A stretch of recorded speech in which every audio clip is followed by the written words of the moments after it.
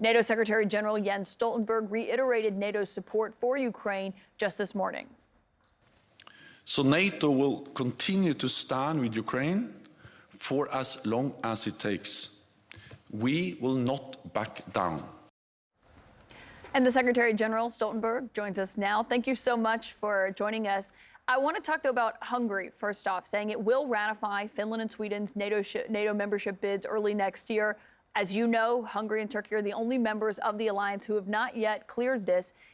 What's the risk in delaying it until early next year? So I'm confident that both Hungary and Turkey will ratify the accession protocols for Finland and Sweden. I cannot tell you exactly when, but we all have to remember that all allies, including Turkey and Hungary, made an historic decision in June this year to invite Finland and Sweden to become members of the alliance, and all NATO allies signed the accession protocols.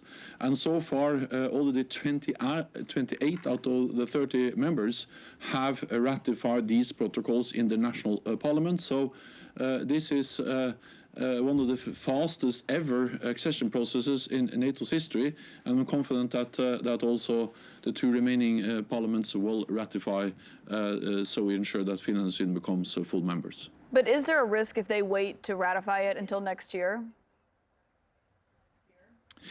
We have to understand that Finland and Sweden, they are in a very different place now than before they applied, because after they applied in May, first of all, they are now participating as what we call invitees in NATO's military and civilian activities cooperation. NATO has increased its military presence in the region, in the Baltic region, and several allies, including the United States, have issued security assurances to Finland and Sweden. So it's absolutely inconceivable that if Finland and Sweden were attacked or were put under some kind of pressure, that NATO would not react. So we have come a long way already, and again, this process has so far gone faster or quicker than most other accession processes of this alliance.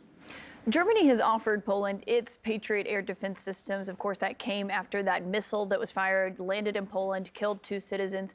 But Polish officials are saying they actually want Germany to send those defense systems to Ukraine instead. Germany's defense minister says that deployment is something that would have to be agreed to by NATO. Is this something that you think NATO would agree to? So first of all, you have to remember that NATO allies have already provided significant air defense systems to Ukraine, and we have also increased our presence in the eastern part of the alliance, including in Poland. And I welcome the German offer to strengthen air defenses in Poland, because that will fit into what we have already done, especially after the invasion in February. We have more troops on the ground, more air and naval assets, and a significant part of that is also different types of air defense systems to make sure that we are there to protect and defend every inch of NATO territory, and by doing so we are also preventing escalation of the conflict beyond Ukraine. Just this week I was in Spain. Spain announced that they will provide more Hawk batteries. NATO allies have provided NASAMS batteries, advanced NATO air defense systems.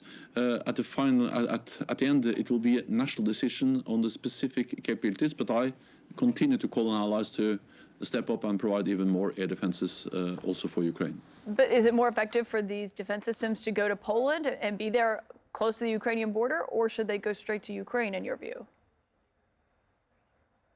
Also, we need both. We need both increased air defense of our NATO allies in the east, in the Baltic countries, Poland, Romania, but also we need more air defense in Ukraine. That's obvious. We see the horrendous, horrific attacks every day against civilian infrastructure, against cities in Ukraine, and therefore we need to help Ukraine being able to shoot down those incoming Russian missiles and drones. And that's exactly what we are doing, but we should further step up, and that's my call to NATO allies. You've obviously seen the latest attacks from Russia continuing to go after essential services in Ukraine. We were talking earlier, they're having to perform heart surgery basically by flashlight in some situations. Do you believe that this is a Russian campaign of terror on Ukrainian civilians? What we see now is that President Putin is trying to weaponize winter. And by indiscriminate, deliberate attacks on cities, on civilian infrastructure, he tries to deprive the Ukrainians of gas, heating, water, and this just demonstrates once again the brutality of this war and the importance of President Putin, Russia ending this war.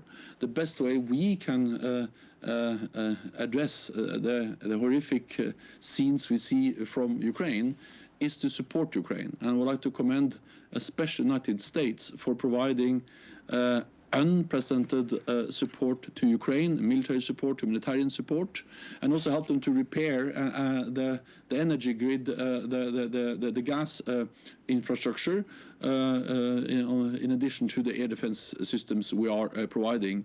And we do that because we stand in solidarity with Ukraine, but also because it is in our own security interest to ensure that President Putin does not win in Ukraine. Well, and speaking of what the end of this could look like, do you agree with the sentiment that you've heard from the chairman of the Joint Chiefs of Staff, Mark Milley, saying that the idea that it would be possible for Ukraine to completely push Russia out, it would be a very difficult task for the Ukrainians? The Ukrainians are by far paying the highest price for this war. What we do is measured in money. What they do is measured in blood, lost lives every day. So it has to be up to Ukraine to decide. And we need to remember what this is. This is a war of aggression by Russia against an independent, sovereign, democratic nation in Europe with internationally recognized borders. NATO and NATO allies are not party to the conflict, but we help Ukraine to defend themselves. The right for self-defense is right enshrined in the UN Charter.